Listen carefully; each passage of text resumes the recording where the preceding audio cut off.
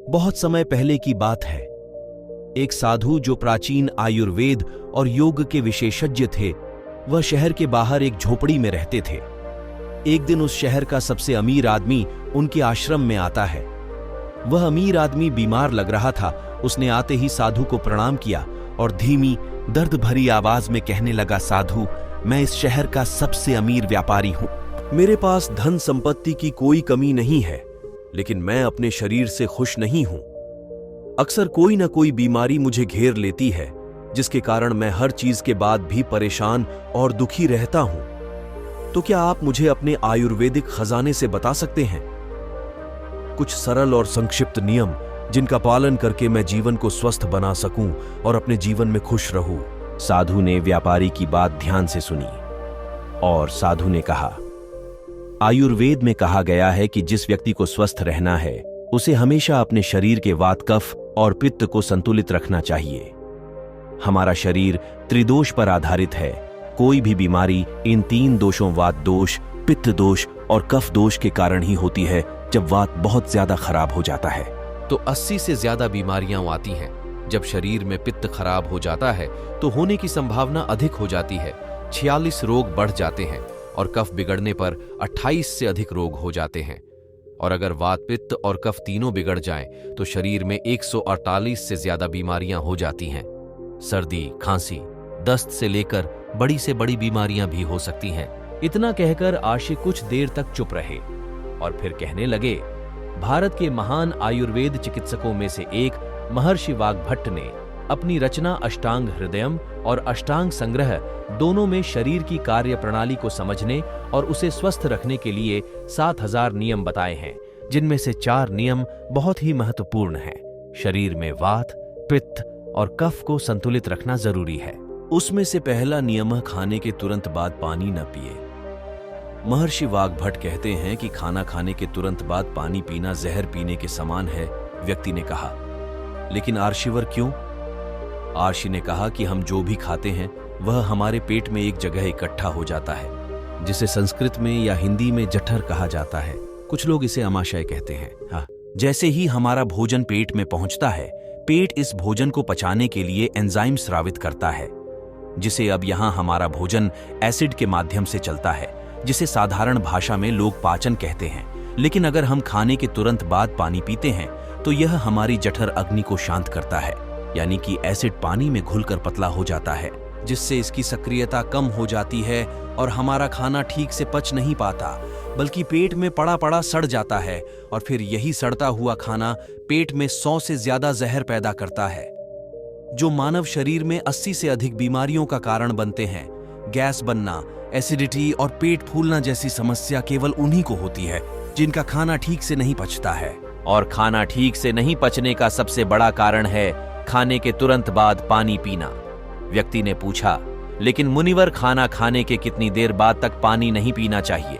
मुनिवर ने कहा, कम से कम 1 घंटे तक, क्योंकि जठराग्नि जलने की यह प्रक्रिया खाना खाने के 1 घंटे बाद तक चलती रहती है।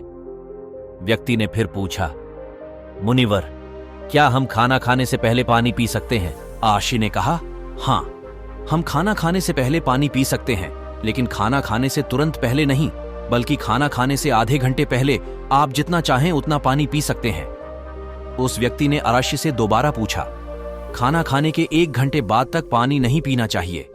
आर्षि ने कहा, हाँ, दूसरा नियम है, जब भी पानी पिएं, हमेशा घूंट घूंट अंदर लें।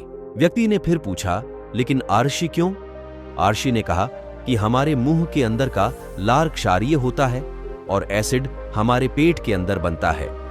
जब हम पानी घूंट घूंट करके पीते हैं तो हर बार थोड़ा सा लार पानी में घुलकर हमारे पेट में चला जाता है और यह क्षारीय घोल पेट में मौजूद एसिड को निष्क्रिय कर देता है, जो हमारे पेट की एसिडिटी को कम करता है, जिससे पेट में जलन की समस्या खत्म हो जाती है और एसिडिटी नहीं होगी और उसके शरीर में वात, पित्त और कफ संतुलित रहते हैं।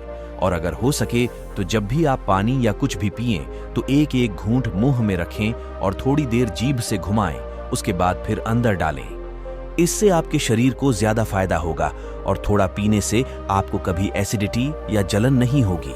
तीसरा नियम, कितना भी प्यासा हो लेकिन कभी भी ज्यादा ठंडा पानी न पिए। व्यक्ति ने कहा, अब इसका कारण भी बताओ।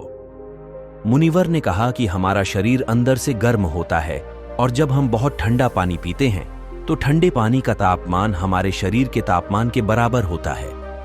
हमारा शरीर बहुत अधिक ऊर्जा खर्च करता है, जिससे हम सुस्त और थके हुए हो जाते हैं। साथ ही अधिक ठंडा पानी पीने से शरीर के अंदर के तापमान में अचानक बदलाव होता है, जिससे हमारे शरीर में पित्त और कफ का संतुलन बिगड़ जाता है। हमें सर्दी, खांसी, बुखार जैसी समस्याओं का सामना करना पड़ सकता है यदि कोई कमजोर और बीमार व्यक्ति बहुत अधिक ठंडा या बर्फीला पानी पीता है, तो यह उसकी मृत्यु का कारण भी बन सकता है, क्योंकि यह बर्फीला पानी उसके पेट को पूरी तरह से ठंडा कर देता है। जैसे ही पेट ठंडा हो जाता है, कलेजा भी ठंडा हो जाता है। जब हृदय ठंडा होता है तो मस्तिष्क भी ठंडा हो जाता है, और मस्तिष्क ठंडा होते ही व्यक्ति का पूरा शरीर ठंडा हो जाता है, और शरीर ठंडा होते ही व्यक्ति की मृत्यु हो जाती है।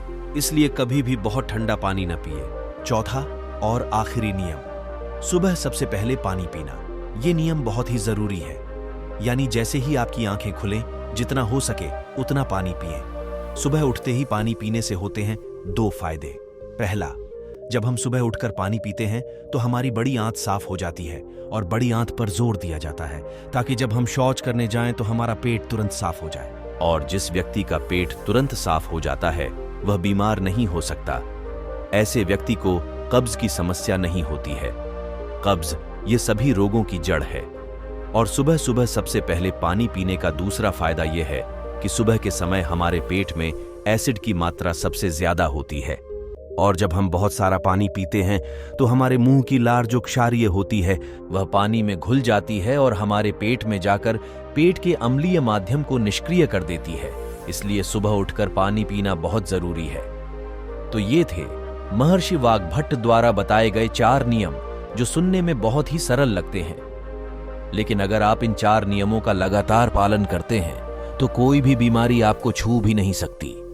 महर्षि के मुख से 4 नियम सुनने के बाद अमीर व्यापारी को एहसास हुआ कि जैसे उसे उसकी समस्या का समाधान हो गया हो। उसने राहत की सांस ली। उसने आर्ष के सामने संकल्प लिया कि आज के बाद वह इन 4 नियमों का पालन करेगा।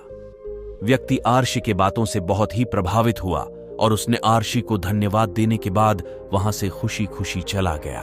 दोस्तों, उम्मीद करता हूं आपको इस कहानी को सुनने के बाद आप भी इन 4 नियमों का पालन जरूर करेंगे। ये कहानी आपको कैसी लगी हमें कमेंट बॉक्स में कमेंट करके जरूर बताएं, और साथ ही इस कहानी को अपने दोस्तों के साथ जरूर शेयर करें ताकि उन्हें भी इस कहानी से कुछ सीखने को मिल सके। धन्यवाद।